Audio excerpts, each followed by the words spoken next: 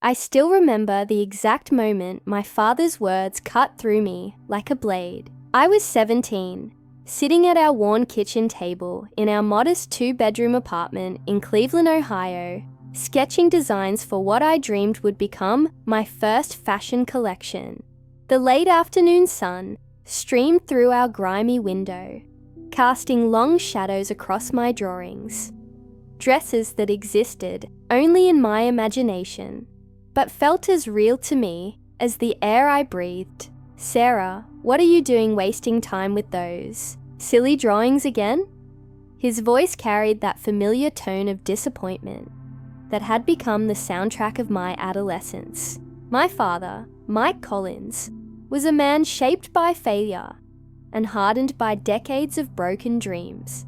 At 52, he worked double shifts at the steel mill, his hands permanently stained with grease, his back perpetually bent from years of manual labor. I looked up from my sketches, my heart already racing with the familiar anxiety that accompanied our conversations. "I'm working on my portfolio, Dad, for the fashion program at Parsons. Remember, I told you about the scholarship opportunity." He let out a bitter laugh that echoed through our small kitchen. The sound made my stomach clench. "Fashion program? Sarah, listen to me carefully because I'm only going to say this once." He leaned back in his chair, the wood creaking under his weight, and fixed me with those cold grey eyes that had watched too many dreams die. "You'll never be someone. You think you're special. You think you're different from every other kid in this neighborhood who thinks they're gonna make it big." The words hit me like physical blows. I felt my cheeks burn with shame and anger, but I forced myself to stay quiet, to listen to every poisonous word he was about to say. "Your mother filled your head with these ridiculous ideas before she died. God rest her soul. But I'm here to give you a reality check." He gestured around our cramped apartment, at the peeling wallpaper and the second-hand furniture that told the story of our struggles. "This is your reality, Sarah. This is where you come from. Poor kids from Cleveland don't become fashion designers. They don't go to fancy schools in New York. They get real jobs, they pay their bills, and they stop dreaming about things that will never happen." I felt tears threatening to spill, but I bit the inside of my cheek until I tasted blood. I wouldn't give him the satisfaction of seeing me cry. "But Dad, I have talent. My art teacher says." "Your art teacher," he interrupted, his voice rising. "Your art teacher doesn't pay the bills in this house. Your art teacher doesn't know what it's like to work 16-hour days just to keep the lights on. You want to know what I think about your talent?" He reached across the table and grabbed one of my sketches, a design I'd spent hours perfecting. A flowing evening gown with intricate beadwork details. For a moment, I thought he was going to look at it, really look at it. Maybe see what I saw. Maybe understand that these weren't just drawings, but pieces of my soul laid bare on paper. Instead, he crumpled it up and tossed it toward the overflowing trash can. It bounced off the rim and landed on the linoleum floor. A crushed bowl of my hopes and dreams. "That's what the world thinks of your talent, Sarah. That's what I think of it." The silence that followed was deafening. I stared at my crumpled drawing on the floor, and something inside me broke. But it wasn't my spirit that shattered. It was my need for his approval. In that moment, I realized that waiting for my father to believe in me was like waiting for rain in a desert. It might happen, but I'd die of thirst long before I saw a single drop. I stood up slowly, walked over to the trash can, and picked up my crumpled design. I smoothed it out as best I could. The paper wrinkled, but the image still visible. Then, I looked directly into my father's eyes. "You're wrong," I said quietly. "And someday, I'm going to prove it to you." He laughed again, but this time there was less certainty in it. "Yeah, and how exactly are you planning to do that? With your imaginary fashion empire?" "I don't know yet. I admitted. But I'll figure it out. I have to.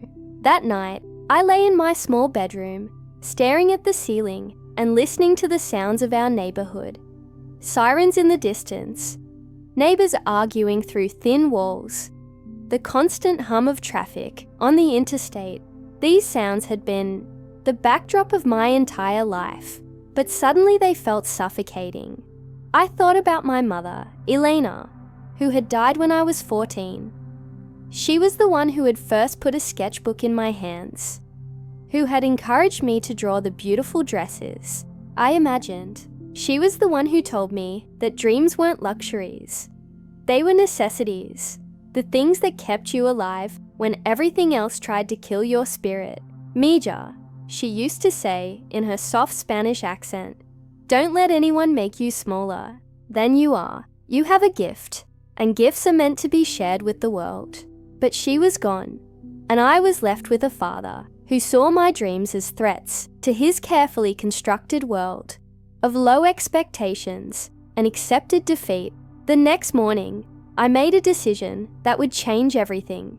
I gathered every sketch I'd ever drawn, every design that had poured out of my imagination during late nights and stolen moments.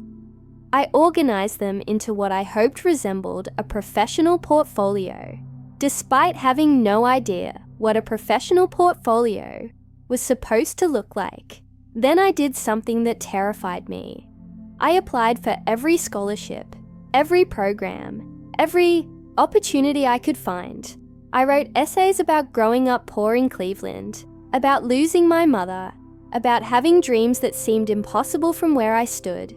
I poured my heart onto application after application, sending pieces of my soul out into the world and praying that someone, somewhere, would see what my father couldn't. The rejections came fast and hard, thin envelopes with polite form letters that all said variations of the same thing. Thank you for your interest. But each one felt like a small death. Validation of my father's words echoing in my mind. But I kept applying. I kept sketching. I kept dreaming, because the alternative, accepting that my father was right, that I was destined for nothing more than the life I'd been born into, was a death I refused to die. 3 months after that devastating conversation in our kitchen, something extraordinary happened. I came home from my part-time job at the local grocery store to find a thick envelope waiting for me on our kitchen table. My hands shook as I opened it, afraid to hope, but unable to stop myself. Congratulations, the letter began. You have been awarded a full scholarship to the Fashion Institute of Technology in New York City, not Parsons, which had been my original dream, but FIT. A real fashion school in New York City. A real chance. I read the letter 3 times before the words truly sank in. Then I laughed, a sound of pure joy that felt foreign in our apartment. I had done it. Despite everything, despite the doubt and the discouragement and the crumpled dreams, I had actually done it. My father wasn't home yet. He was working his second shift and wouldn't be back until after midnight. I sat alone at that same kitchen table where he had told me I'd never be someone, holding proof that maybe, just maybe, he was wrong. That night, I began planning my escape from Cleveland, from the life of limitations that had been prescribed. For me, from the voices that told me to dream smaller. I didn't know what waited for me in New York. I didn't know if I would succeed or fail spectacularly, but I knew one thing with absolute certainty. I was going to try, and if I failed, it would be on my own terms, chasing something I believed in, rather than accepting a life I couldn't live with. The girl who had been told she'd never be someone was about to find out who she really could become. New York City hit me like a freight train made of dreams and nightmares. I arrived at Penn Station on a humid August morning in 2010, carrying everything I owned in 2 battered suitcases and a backpack.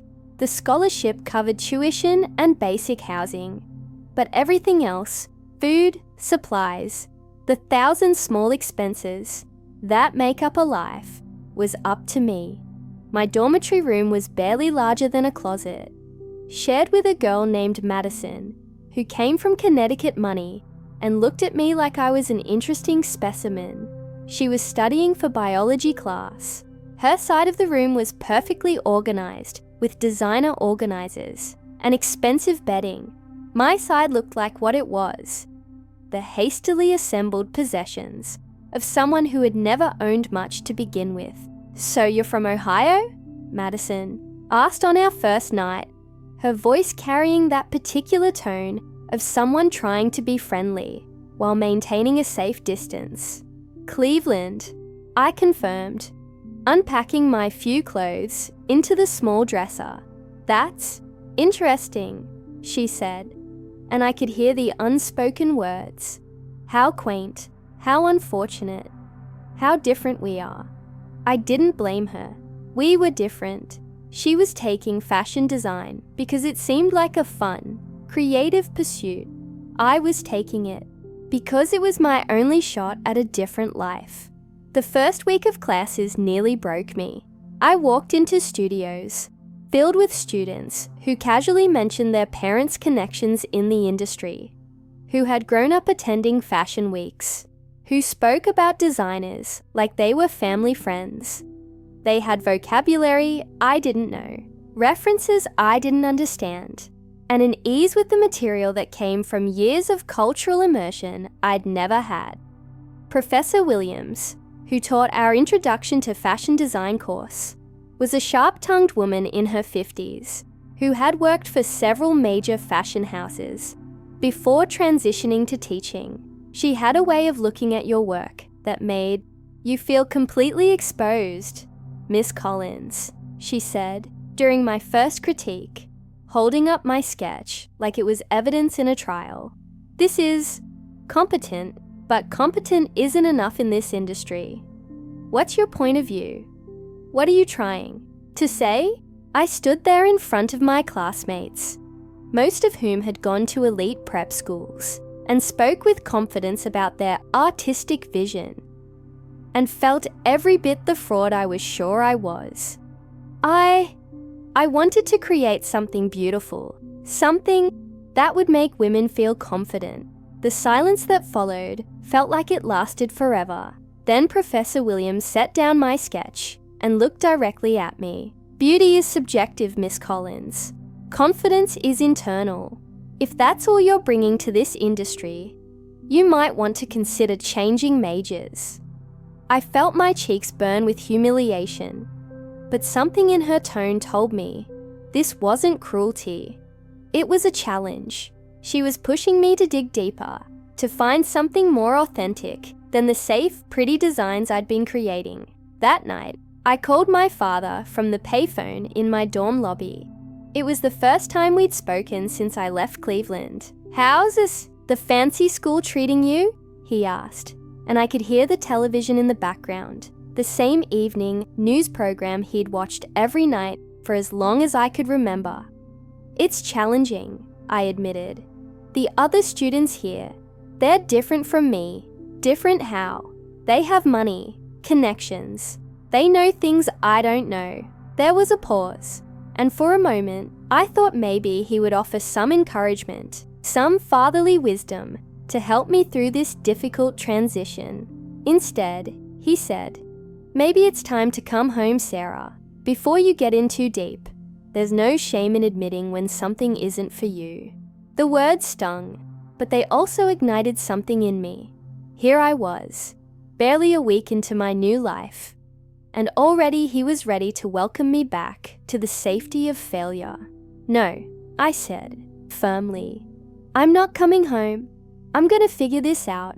Sarah, be realistic." I hung up the phone. That was the last time I called my father for help. From that moment on, I was truly on my own. The months that followed were a blur of 18-hour days, part-time jobs, and relentless studying. I worked at a coffee shop near campus from 5 a.m. to 9 a.m., attended classes until 6 p.m., then worked at a vintage clothing store until 11 p.m. On weekends, I did freelance alterations for other students who had money but no sewing skills. I was exhausted constantly, surviving on coffee and determination, but something was happening in my work. The criticism that had initially crushed me began to fuel a different kind of creativity. Instead of trying to design what I thought fashion should look like, I started designing what I knew. Clothes for women who worked multiple jobs, who needed to look professional on a budget, who wanted to feel beautiful despite their circumstances. Professor Williams noticed the shift. "Now this," she said, holding up a design I'd submitted for our midterm project. A versatile dress that could transition from day to night, made from affordable materials, but with clever details that elevated it beyond its humble origins. This has a point of view. This is saying something. The dress was inspired by my own reality. The need to look professional for school presentations on the same day I had to work a retail shift. It was born from understanding that most women couldn't afford a different outfit for every occasion, but they still deserved to feel confident and beautiful. For the first time since arriving in New York, I felt like I belonged in that classroom, but belonging in school was different from belonging in the industry. That reality hit me hard during my first internship interview at a mid-level fashion house in the Garment District. The interviewer, a woman named Rebecca, with perfectly styled hair and a designer suit that probably cost more than my monthly budget, looked over my portfolio with barely concealed boredom. "Your work is interesting," she said, using that word the way people use it when they can't think of anything positive to say. "But it's very commercial, very accessible. We're looking for someone with a more elevated aesthetic." I left that interview knowing I hadn't gotten the internship, but more importantly, understanding something crucial about the fashion world. Accessibility was seen as a flaw, not a feature. The industry valued exclusivity, aspiration, and a certain kind of educated sophistication that I simply didn't possess. Most of my classmates would have been discouraged. Some of them would have changed their design aesthetic to match what the industry wanted. Instead, I doubled down on what made me different. I started paying attention to the women I served at the coffee shop. Nurses getting off night shifts, office workers grabbing breakfast before long days, students like me trying to look put together on no sleep and less money. I studied what they wore, what they needed, what was missing from their wardrobes. I designed for them. My professors didn't always understand it. "You're limiting yourself," Professor Williams warned during one of our one-on-one meetings. "The luxury market is where the real opportunities are." "But what about everyone else?" I asked. "What about the women who can't afford luxury? Don't they deserve good design too?" She studied me for a long moment. "They do, but the industry isn't set up to reward designers who focus on that market. You're choosing a much harder path." "Maybe," I said, "but it's my path." By the end of my second year, I had found my voice as a designer. My portfolio was full of pieces that were beautiful but practical, elevated but affordable, designed for real women living real lives. I had also found something else, the unshakable belief that my different perspective wasn't a weakness to overcome, but a strength to leverage. I still thought about my father's words sometimes, especially during the hard moments when other students got internships I couldn't even get interviews for, when my bank account hit zero and I had to choose between groceries and art supplies, when the weight of trying to build something from nothing felt overwhelming, but those words had lost their power to defeat me.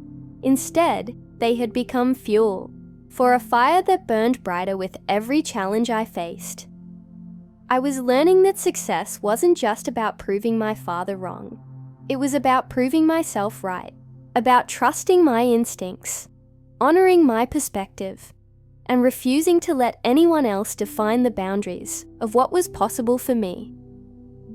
The scared 17-year-old girl who had been told she'd never be someone was growing into a young woman who was beginning to understand exactly who she was meant to become.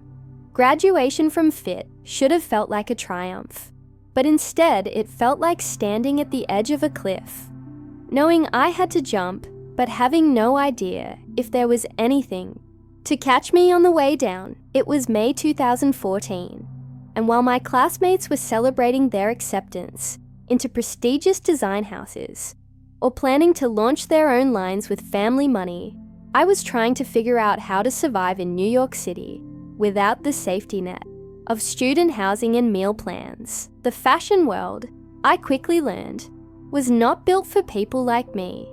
It was an industry that ran on connections, family wealth, and the ability to work unpaid internships while living in expensive cities, none of which I had. My first job after graduation was as a production assistant at a fast fashion company in Queens. The pay was barely above minimum wage. The hours were brutal, and the work had nothing to do with design. I spent my days tracking shipments, updating spreadsheets, and watching as cheaply made clothes flooded the market, designed to fall apart after a few washes. This isn't what I went to school for, I complained to my roommate, Jessica, during one of our late-night conversations over instant ramen in our shared studio apartment in Astoria. Jessica worked as a receptionist at a law firm and had dreams of becoming an actress. We were both living the New York hustle, working jobs we hated to chase dreams that felt increasingly distant. None of us are doing what we went to school for, she said, stirring her noodles thoughtfully. But we're here. We're trying. That has to count for something. She was right, but it didn't make the daily grind any easier.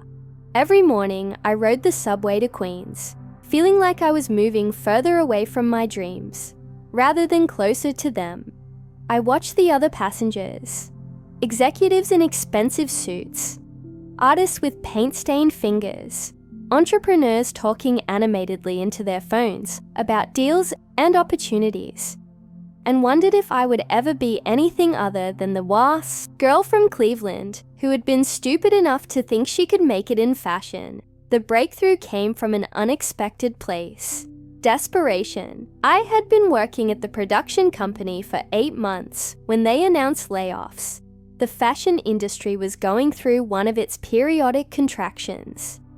And companies like ours, the unglamorous middle ground between high fashion and big box retail, were the first to feel the squeeze. I lost my job on a Thursday in January 2015. By the following Monday, I had made a decision that would change everything. I was going to start my own business, not because I felt ready, not because I had funding or connections or a clear plan, but because I had run out of other options, and the alternative, giving up and going back to Cleveland, was unacceptable. I started small, smaller than small. I began by reaching out to women I knew, former classmates, co-workers, friends of friends, and offering to make custom pieces for them.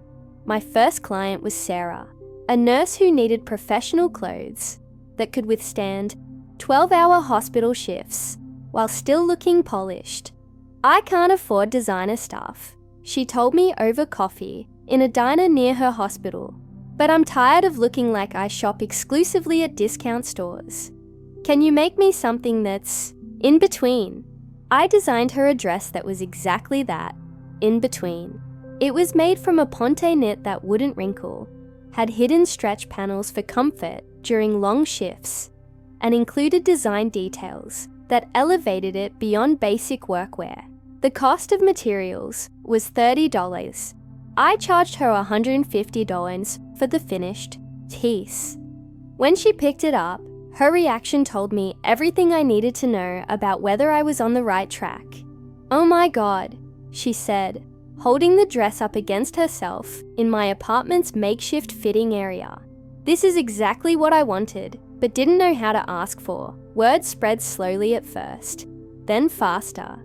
The nurse recommended me to her colleagues. One of them had a sister who worked in an office and needed interview clothes. That woman's co-worker needed a dress for a wedding. Each client led to 2 more. I was operating out of my studio apartment, using the kitchen table as a cutting surface and the living room as a fitting area. Jessica was incredibly patient with the chaos, even when she came home to find fabric samples covering every surface, and me hunched over my sewing machine at 2 a.m. "You know you're insane, right?" she said one night, stepping over piles of partially completed garments to get to the bathroom. "Probably," I admitted. "But it's working." And it was working, slowly but surely. Not financially. I was barely breaking even after covering materials and the wear and tear on my sewing machine. But creatively and emotionally, I was finally doing what I had always dreamed of. Creating clothes that made real women feel beautiful and confident. The real test came when I decided to expand beyond custom pieces. I had been talking to my clients about their shopping experiences, and the same complaints came up repeatedly. They couldn't find professional clothes that fit properly. Everything was either too expensive or too cheap, and the fashion industry seemed to cater to everyone except working women who needed clothes that could handle real life. I decided to create a small collection, 6 pieces that could mix and match to create multiple outfits, all priced at a point that was accessible, but still allowed me to use quality materials and construction techniques. The problem was production. Making one-off pieces for individual clients was manageable in my apartment. Producing enough inventory to actually sell required a different approach. I spent weeks researching small-scale manufacturers in the New York area, most of whom required minimum orders that were far beyond my budget. Finally, I found a family-owned operation in Brooklyn that was willing to work with small designers. The owner, Maria Santos, was a woman in her 60s who had immigrated from the Dominican Republic and built her business from nothing. She looked at my designs and my financial projections with the sharp eyes of someone who had seen plenty of dreamers come and go. "You have good designs," she told me in accented English. "But do you have the stomach for this business? Fashion is not easy, especially for people like us." People like us? People who don't have rich parents to pay for their mistakes, she said bluntly. "You're going to fail before you succeed. Maybe many times." Can you handle that? I thought about my father's voice, still echoing in my head after all these years. "You'll never be someone." I thought about every rejection, every closed door, every moment I had been told I wasn't enough or didn't belong.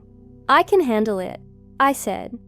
"I've been handling it my whole life." She smiled for the first time since I'd walked into her factory. "Good." Then we worked together. The first production run was a disaster. Half the pieces came back with construction flaws. The colors were wrong on 2 of the designs, and I had severely underestimated the time it would take to quality check everything. I spent 3 weeks working 16-hour days to fix the problems, hand finishing details and making corrections. By the time I was ready to launch, I had invested every penny I'd saved over the past year and borrowed money from my credit cards to cover the shortfall. I was operating on pure faith and stubbornness. I decided to launch online with a simple website that I built myself, using free templates and a lot of trial and error. I called the brand Everywhere. Clothes for everywhere life takes you. On launch day, I sat in my apartment pressing refresh on my browser, waiting for orders that might never come. Jessica sat with me, equally nervous despite having no financial stake in the outcome. "What if no one buys anything?" I asked, voicing the fear that had been keeping me awake for weeks. "Then you'll figure out what to do next," she said. "That's what you always do." The first order came in at 2:47 p.m. A woman in Chicago who bought 2 dresses and left a note saying she'd been looking for exactly these pieces for years. The second order followed an hour later, then another. By the end of the first week, I had sold 37 pieces, not enough to quit my day job. I had found part-time work at a clothing store to pay rent, but enough to prove that I was onto something.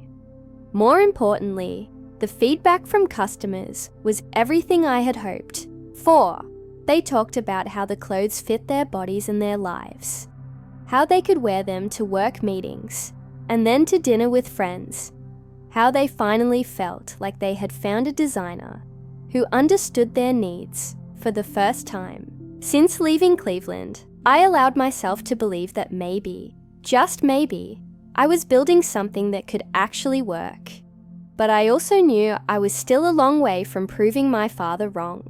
Making a few $1,000s selling clothes online was a start, but it wasn't success. Not yet. The real test was still ahead of me. By 2018, Everywhere had grown beyond anything I had imagined. When I was sewing in my studio apartment, we had moved operations to a shared workspace in Brooklyn. I had hired 2 full-time employees, and our online sales had reached 6 figures annually. But I was still far from the million-dollar success I dreamed of, and even further from the moment when I could truly say I had proven my father wrong. The breakthrough came from an unexpected source: social media. I had been documenting our design process on Instagram, partly as a marketing strategy, and partly because I genuinely enjoyed sharing the behind-the-scenes reality of running a small fashion business. My posts showed everything from initial sketches to fabric sourcing trips to late-night sewing sessions when we were rushing to meet deadlines. What I didn't expect was how much the authenticity resonated with people in an industry built on exclusivity and aspirational imagery. Here was a brand that was willing to show the messy, imperfect, entirely human process of creating clothes. The post that changed everything was one I almost didn't publish. It was a photo of me at 3 a.m. in our workspace, surrounded by fabric samples and looking exhausted, with a caption that told the story of why I had started Everywhere and what it meant to me to create clothes for women who had been overlooked by traditional fashion. I grew up being told I'd never be someone, I wrote, that my dreams were too big, my background too small, my perspective too different. Every piece we create is proof that those voices were wrong, about me and about every woman who's been told she doesn't matter enough to deserve beautiful, well-made clothes. The post went viral in a way that felt surreal. It was shared thousands of times, picked up by fashion bloggers, and eventually caught the attention of someone who would change the trajectory of my business entirely. Rebecca Martinez, the head of digital strategy for a major department store chain. Rebecca reached out through Instagram with a message that made my heart race. Would you be interested in discussing a potential partnership? The meeting took place in a gleaming conference room in Midtown Manhattan, 40 floors above the street where I had once walked. As a broke recent graduate, wondering if I would ever find my place in the fashion world. Rebecca was exactly what I had expected: polished, professional, and sharp as a blade. But what I hadn't expected was her genuine enthusiasm for what Everywhere represented. We've been watching your brand for months, she told me, as we sat across from each other at a conference table that could have seated 20 people. Your customer engagement numbers are incredible. More importantly, you're reaching a demographic that we've been struggling to connect with. Professional women in their 20s and 30s who want quality without the luxury price point. She pulled out a tablet and showed me analytics that made my head spin. Engagement rates, customer retention statistics, social media reach numbers that were far beyond what I had imagined we were achieving. We'd like to propose an exclusive partnership, she continued. Everywhere would become our signature contemporary brand, sold in 150 stores nationwide and online. We're prepared to make a significant investment in inventory, marketing, and expansion. The number she mentioned made me dizzy. It was more money than I had ever imagined having, let alone earning from my little fashion business. But more than the money, it was validation on a scale I had never dreamed possible. There would be some adjustments needed, Rebecca explained. Production would need to scale up significantly. You'd need to expand your team, probably relocate to a larger facility, and we'd want to maintain our quality standards throughout the process. I nodded, trying to appear calm, while my mind raced through the implications. This was it. This was the moment that would transform everything. I'll need to review the details with my team, I said, proud of how steady my voice sounded, despite the earthquake happening inside my chest. Of course, take your time. But Sarah, she leaned forward slightly, I want you to know that this kind of opportunity doesn't come along often. Your story, your brand, your customer connection. It's exactly what retail needs right now. I left that meeting and walked through Manhattan in a daze. The city that had once felt impossibly huge and indifferent now seemed full of possibility. I called Jessica from a coffee shop near Penn Station, the same station where I had arrived 8 years earlier, with 2 suitcases and impossible dreams. They want to put us in 150 stores, I told her, barely able to believe the words as I said, them. Holy shit, Sarah. Are you serious? I'm serious. This is it. This is actually happening. The next few weeks were a blur of legal documents, financial projections, and logistical plannings. I hired a lawyer, expanded my team, and started the process of scaling up production to meet the demands of a national retail partnership. But through all the excitement and stress of preparing for this massive expansion, one thought kept surfacing. I needed to tell my father. We had spoken maybe 5 times in the 8 years since I left Cleveland. Brief, awkward phone calls on holidays, where we exchanged pleasantries and carefully avoided talking about my career or his opinions about it. I had sent him occasional updates, graduation photos, news about starting the business, but he had never responded with anything more than polite acknowledgement. Now, with the contract signed and the future of Everywhere secured, I knew it was time for a different kind of conversation.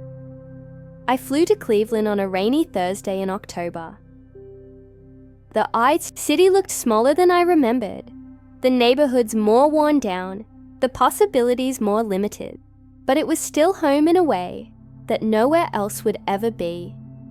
My father still lived in the same apartment where I had grown up, though he had finally retired from the steel mill.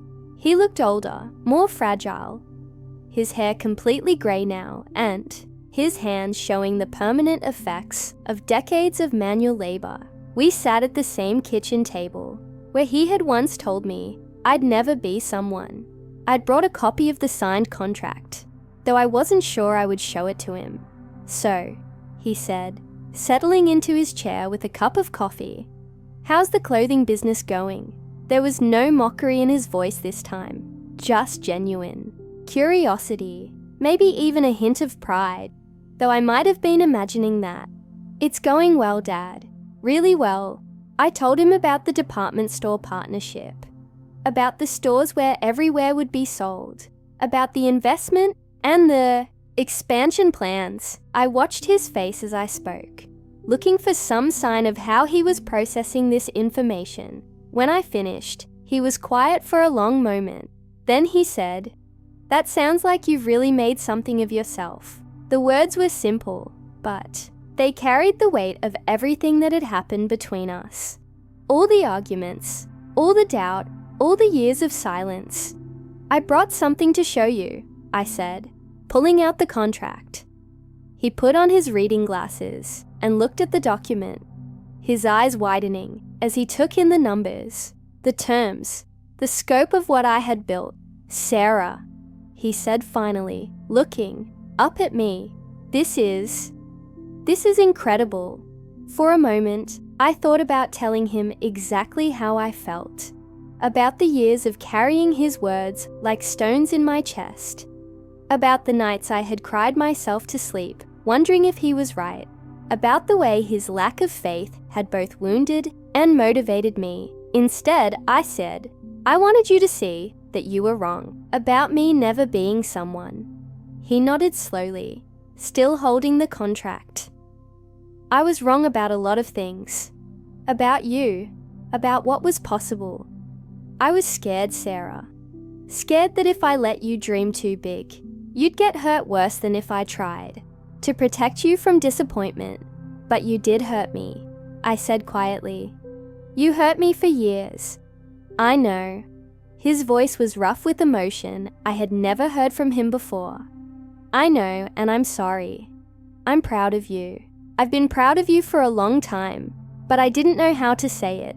We talked for 3 hours that day, more than we had talked in the previous decade combined. He told me about watching my success from afar, about the newspaper clipping he had saved when a local blog wrote about "Cleveland girl makes it big in fashion." He told me about regretting the things he had said, about wishing he had been the father who believed in me instead of the one who tried to tear me down. I told him about the nights I had wanted to quit, about the moments when his voice in my head had been louder than my own dreams, about how proving him wrong had become the fuel that kept me going when nothing else could. When I left Cleveland that night, something had shifted between us. The wound was still there, but it was finally beginning to heal. Extensively extended script section 6 months later.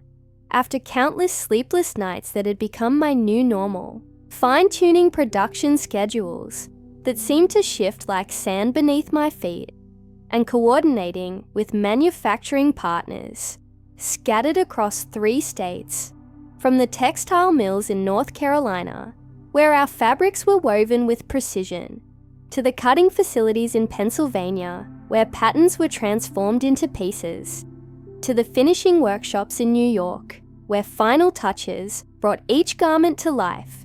Everywhere finally launched in department stores nationwide. The launch day had been circled in red on my calendar for weeks, marked with the kind of anticipation that makes your stomach flutter and your hands shake slightly when you think about it.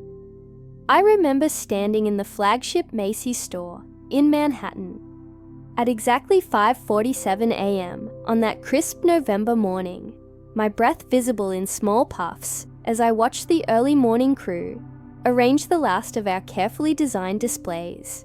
The store felt cavernous and eerily quiet, filled only with the soft sounds of hangers sliding across metal rods and the gentle hum of fluorescent lights flickering to life. The mannequins wore our signature pieces, the versatile blazer in charcoal, grey that could transition seamlessly from boardroom presentations to dinner dates, constructed with a special stretch fabric that moved with a woman's body. The wrap dress in deep burgundy that had become our bestseller during the online pre-launch. Its flattering cut tested on women of every size and shape. And the comfortable yet elegant flats in buttery leather that I had personally tested by walking 15 miles around Central Park on 3 separate occasions, timing how long it took for my feet to ache. Standing there in the pre-dawn darkness, surrounded by the physical manifestation of years of dreaming and planning. I felt a mixture of terror and exhilaration that I had never experienced before. This was it, the moment when my private vision would meet the public's judgment, when months of hoping and working would either validate everything I believed about what women needed, or teach me a harsh lesson about the gap between dreams and reality. The opening day sales didn't just exceed every projection we had made during our most optimistic planning sessions. They obliterated them with a force that left me reeling. By 8:30 a.m., just 30 minutes after the store opened, I received my first call from the Herald Square location manager. Her voice tight with excitement and barely controlled panic. "We need to talk about restocking," she said, and I could hear the bustling sounds of early morning shoppers in the background. I've never seen anything like this for a new brand. By noon, the same location had sold out of 3 of our core pieces: the wrap dress, the stretch blazer, and our signature comfortable work pants that we had spent 6 months perfecting the fit on. The dressing rooms had lines, and I watched through the store's security cameras, a privilege the manager had granted me for launch day. As women tried on our clothes, with the kind of careful attention that told me they were serious buyers, not just browsers. By 3 p.m., I was fielding frantic calls from store managers across the country: Chicago, Atlanta, Dallas, San Francisco, all asking variations of the same question: when would the next shipment arrive? The urgency in their voices was intoxicating and terrifying in equal measure. I had prepared for modest success, for a slow build that would allow me to adjust and adapt. I had not prepared for this avalanche of demand that threatened to overwhelm our carefully planned supply chain. The numbers scrolling across my laptop screen seemed surreal, like figures from someone else's life. We had projected $50,000 in first-day sales across all locations, a number that had seemed optimistically ambitious when we calculated it. But by closing time, when the last register had been tallied and the final reports had been submitted, we had reached $127,000. I sat in my tiny studio apartment that night, surrounded by empty coffee cups with lipstick stains around the rims, crumpled spreadsheets covered in my nervous calculations, and the glow of my laptop screen showing sales numbers that kept climbing even as I watched. The silence of my apartment felt strange after the chaos of the day. I had spent so long imagining this moment, but I had never imagined the profound loneliness that would accompany it. Success, I was learning, could be isolating when you had no one to share it with, who truly understood the magnitude of what had just happened. I called my business mentor, Rebecca, and left a rambling voicemail that probably made no sense. I wanted to call my father, but the complicated history between us made celebration feel premature. Instead, I sat on my air mattress, staring at the numbers until my eyes burned, wondering if I was dreaming, and afraid to go to sleep in case I woke up to discover it had all been a beautiful illusion. Within the first year, a year that passed, in a blur of 18-hour days, emergency meetings, and the kind of problem solving that required creativity I didn't know I possessed, we had expanded from the initial 50 stores to 200 locations across 35 states. Each expansion required careful negotiation with new buyers who wanted to understand our brand story, regional marketing strategies that accounted for different climates and cultural preferences, and logistical coordination that often left me working until 2 a.m., fueled by takeout containers and the fierce determination to not let this opportunity slip away. The expansion wasn't just about numbers. It was about learning to scale a vision without losing its heart. Each new market taught me something different. The buyers in Texas wanted more vibrant colors and looser fits for the heat. The stores in Minnesota needed pieces that could transition from air-conditioned offices to frigid winters. The coastal markets gravitated toward our more avant-garde pieces, while the Midwest preferred classic cuts with modern touches. I traveled constantly, visiting stores, talking to customers, taking notes in a leather journal that became my most prized possession. The International Shipping Program launched in month 8, starting with Canada and the UK.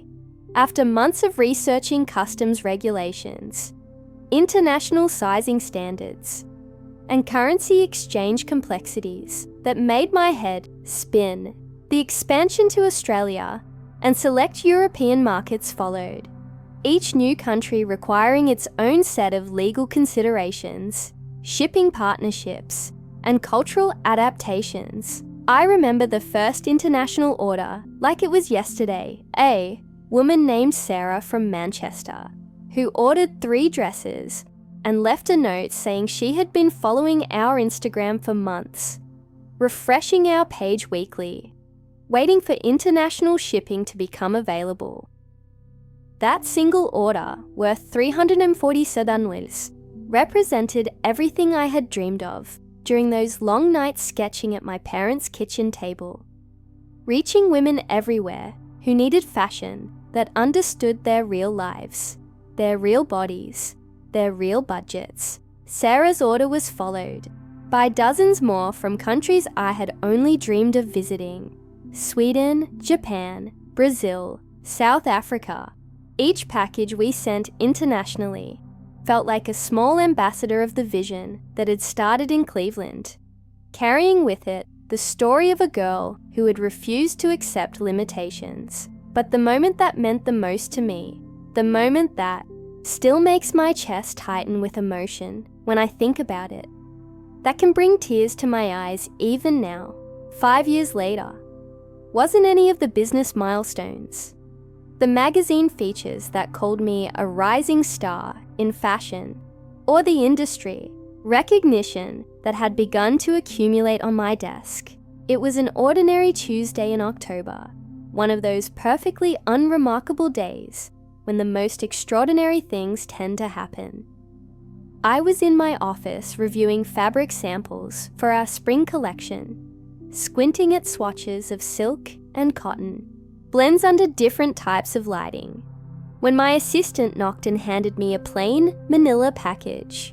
It bore no return address, no company logo, no identifying marks except my name written in careful block letters across the front. The kind of anonymous package that might contain anything from a legal document to a fan letter. Inside, carefully protected between 2 pieces of cardboard and wrapped in tissue paper, as if it were precious cargo, was a yellowed newspaper clipping from the Cleveland Plain Dealer. The paper was soft with age, the edges slightly worn, and I recognized immediately that this was a clipping that had been handled, read, and reread. The headline read, "Local designer's brand takes national stage," in bold letters that seemed to jump off the page. The article was more comprehensive than I had expected, including quotes from industry executives who called my work refreshingly authentic and exactly what modern women need. It featured sales figures that looked impressive in print, growth statistics that told the story of rapid expansion, and a photo of me in my studio that I barely remembered being taken. The journalist had clearly done her research, weaving together my background, the challenges I had faced, and the success I had achieved into a narrative that felt both familiar and surreal. But what struck me most was seeing my story told as one of triumph, rather than the ongoing struggle I still felt I was living every day. In print, my journey looked linear, purposeful, destined for success. The reality, the sleepless nights, the moments of panic, the constant fear that it could all disappear as quickly as it had come, was absent from the neat narrative on the page. At the bottom of the clipping, in my father's careful, measured handwriting, the same meticulous script I remembered from grocery lists, posted on our refrigerator, from birthday cards signed with his characteristic precision, from the note he had left on my high school graduation card wishing me luck, were words I had never expected to see. I was wrong. You became someone amazing. Love, Dad.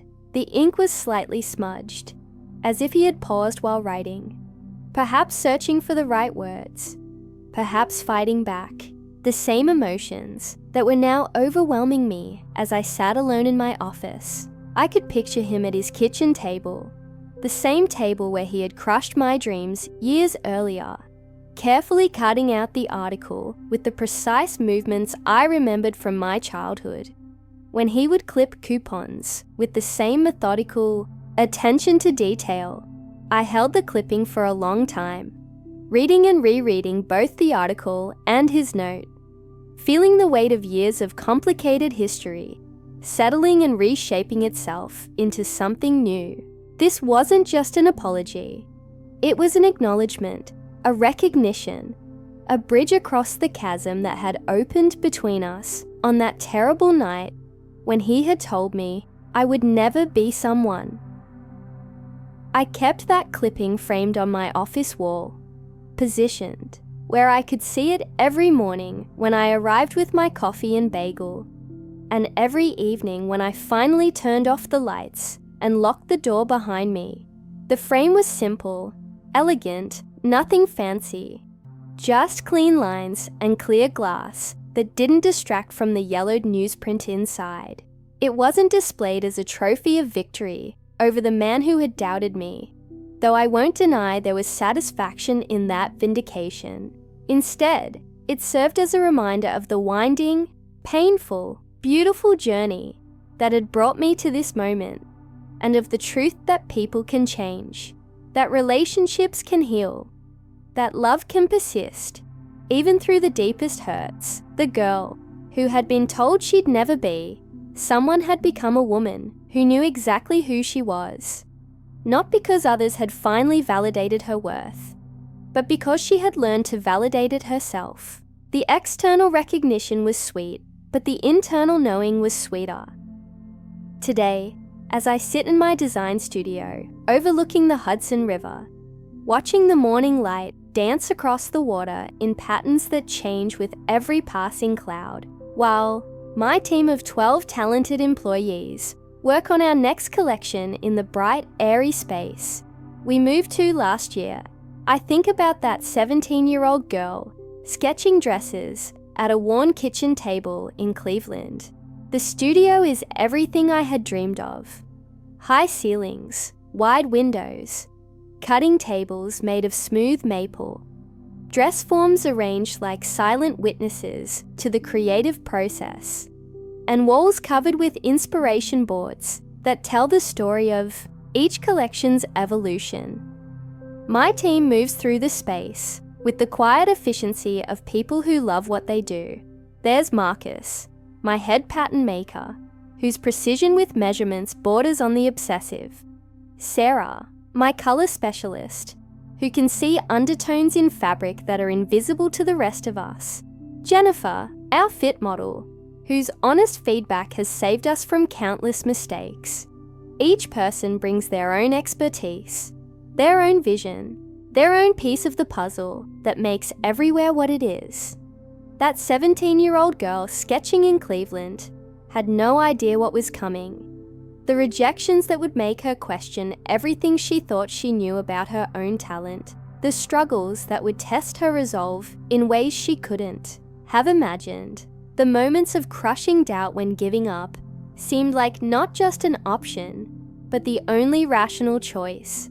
She couldn't have predicted the unexpected breakthroughs that would come from the most unlikely sources, the hard-won victories that would taste so sweet because of how much they had cost, and the incredible, intoxicating feeling of building something meaningful from absolutely nothing. She had no way of knowing that the path to success would be nothing like the straight line she had imagined. that it would be filled with detours and obstacles, with moments of profound loneliness and occasional glimpses of pure joy. She couldn't have foreseen that some of her greatest supporters would come from unexpected places, while some of the people she had counted on would disappoint her. She had no idea that success, when it finally came, would be both more and less than she had imagined. More satisfying in some ways, more complicated in others. The $1 million contract was never really about the money, though I won't minimize how the financial security it provided changed my life in countless tangible ways. For the first time since leaving home, I could sleep without worrying about rent. I could finally afford health insurance that covered more than just catastrophic emergencies. I could stop eating ramen noodles for dinner every night and actually buy groceries that included fresh vegetables and decent coffee. I could move out of the studio apartment where I had been sleeping on an air mattress for 2 years. My clothes stored in plastic bins because I couldn't afford a dresser. But more than the material changes, the contract represented something deeper, proof that dreams don't have expiration dates, that where you come from doesn't determine where you can go, and that sometimes the people who doubt you the most are actually giving you the greatest gift of all, the fierce burning motivation to prove them spectacularly wrong. Every time I had felt like giving up, I had remembered my father's words, and they had fueled me through another day, another challenge, another rejection. My father and I talk regularly now, usually on Sunday evenings when the week's chaos has settled and we both have time to really listen to each other. The conversations are different from any we had when I was younger, more honest, more equal, built on mutual respect, rather than the complicated dynamics of parent and child. He visits New York twice a year, staying in the guest room that I finally have space for, marveling at the city's energy with the wonder of someone seeing it through new eyes. During his visits, he asks thoughtful questions about the business that show he's been paying attention to my industry, that he's genuinely interested in understanding what I do. He wants to know about sustainable fashion practices, about how we choose our manufacturers, about the challenges of scaling a business while maintaining quality. These conversations reveal a side of him I had never seen before. Curious, engaged, proud in a way that feels authentic rather than performative. I go back to Cleveland for holidays, sleeping in my childhood bedroom that my parents have carefully preserved, walking through neighborhoods that seem both smaller and more significant than I remember. The house feels different now, not because it has changed, but because I have.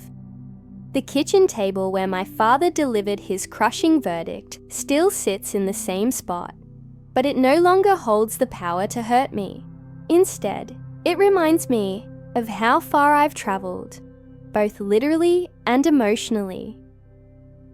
He's become one of everywhere's biggest advocates, proudly telling anyone who will listen about his daughter's business, carrying business cards in his wallet that he distributes to strangers, in grocery store lines, at the barbershop, at church social events. The man who once told me I would never be someone now introduces me to his friends as my daughter, the fashion designer, and I can hear the pride in his voice that he no longer tries to hide. The relationship isn't perfect. Too much happened. Too many words were said and left unsaid for it to be completely easy. There are still moments of awkwardness, still topics we navigate carefully, still echoes of the old dynamics that shaped our family for so many years. But it's real and honest, in a way it never was before. Built on a foundation of mutual respect and hard-won understanding. We've both learned to apologize, to admit when we're wrong, to see each other as complex human beings, rather than the simplified roles we had cast each other in. Sometimes young designers reach out to me, especially those from backgrounds similar to mine. Small towns where creativity is viewed with suspicion. Limited resources that make every investment feel like a gamble. Families who view creative careers as impractical luxuries rather than legitimate paths to success. They find me through social media, through industry events, through referrals from mentors who think their stories might resonate with mine. Their emails and messages often follow a similar pattern. They tell me about their own doubters, their own struggles with feeling like they don't belong in the fashion world, their fear that their lack of connections or formal training will forever keep them on the outside looking in. They write about feeling like imposters, about wondering if they have what it takes, about the voices in their heads that echo the discouraging words they've heard from others. I tell them what I wish someone had told me all those years ago, what might have saved me from some of the darkest moments of self-doubt. Your different perspective isn't a disadvantage to overcome. It's your secret weapon, your superpower, your unique contribution to an industry that desperately needs fresh voices and authentic stories. The fashion industry, for all its glamour and sophistication, desperately needs people who understand what it's like to worry about money, to work multiple jobs just to pay rent, to make every purchase decision carefully, because there's no safety net waiting if you choose wrong. It needs designers who create for real women living real lives. Women who need clothes that work for the school pickup and the business meeting, who want to look beautiful but can't spend hours getting dressed, who deserve fashion that makes them feel confident without breaking their budgets. Too much of fashion is created by people who have never had to choose between buying groceries and buying fabric, who have never worked in retail or food service, who have never lived paycheck to paycheck. These designers create beautiful things, but they often miss the mark when it comes to understanding what most women actually need from their wardrobes. The industry needs more voices from the margins, more perspectives from people who have had to fight for their place at the table. It needs designers who understand that fashion is not just about aesthetics. It's about identity, confidence, practicality, and the daily challenge of presenting yourself to the world in a way that feels authentic and empowering. True success isn't about proving others wrong. It's about proving yourself right. It's about trusting your instincts, honoring your vision even when it goes against the grain, and refusing to let others define your limits. The author recalls a pivotal moment at 17 when her father's harsh words crushed her dreams, and she made a promise to rise above it all. That promise fueled years of hard work and resilience. But along the way, she found something more meaningful than vindication: the certainty that her path, with all its pain and detours, had shaped her into someone strong, capable, and proud. Through her work in fashion, she helps other women feel seen, confident, and whole, especially during times of transition or self-doubt. Fashion for her is more than clothing. It's about empowerment, identity, and healing. The city that once felt like a distant dream is now home, and the girl who was told she'd never be someone has become a woman who uplifts others every day. Reflecting on her journey, she honors her late mother's values: kindness, integrity, hard work, and compassion, and acknowledges that the biggest limitations are often the ones we believe about ourselves. When we choose to write our own story, to define success on our own terms, everything becomes possible, even for a girl from Cleveland who was told she'd never be someone. Especially for her,